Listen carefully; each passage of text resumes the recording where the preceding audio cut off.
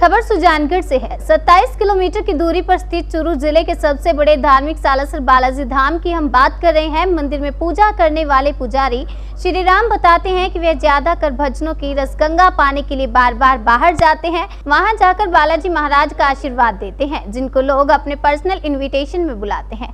गौरतलब है कि पुजारी श्री राम के नाम पर लोग भ्रांतियां फैला रहे हैं। इस बात पर महाराज का कहना है वह कोई पर्सनल इन्विटेशन में जाते हैं तो उसकी राशि भी कुछ नहीं है। महाराज वहां जाते हैं तो 1 लाख रुपए लेते हैं, जबकि जमीनी हकीकत ये है कि महाराज वहां पर कुछ भी नहीं लेते और बालाजी महाराज का आशीर्वाद उनके परिवार को देकर आते हैं।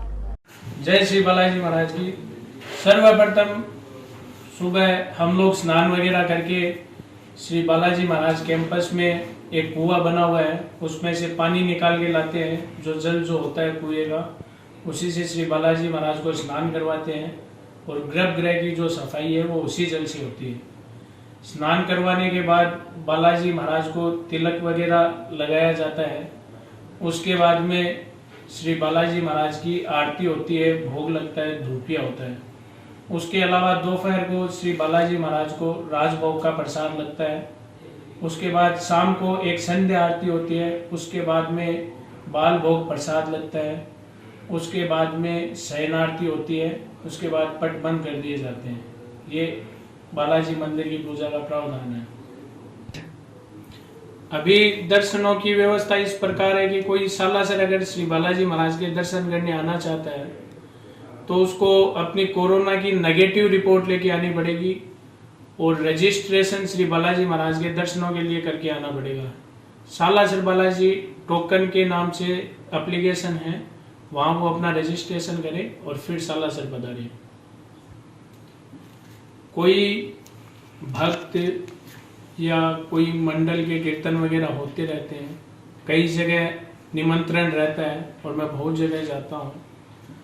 तो अगर ऐसा कोई प्रावधान नहीं है कि कहीं किसी से कोई बात करने की ज़रूरत नहीं है। मेरे जो क्लोज लोग हैं वो मोस्टली सबको पता है कौन मेरे ज़्यादा नज़दीक है, तो उनसे बात कर सकते हैं।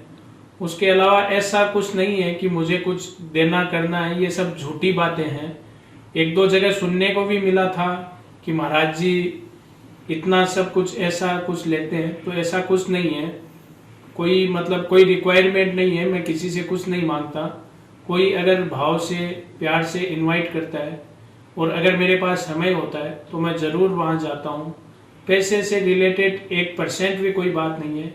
मैं कहीं जाता हूँ तो कुछ भी नहीं लेता हूँ, ये क्लियर बात है। अगर कोई कुछ ऐसी बातें करता है, ऐसी भ्रांतियाँ कोई फैला रहा है, तो वो सब झूठी बातें हैं।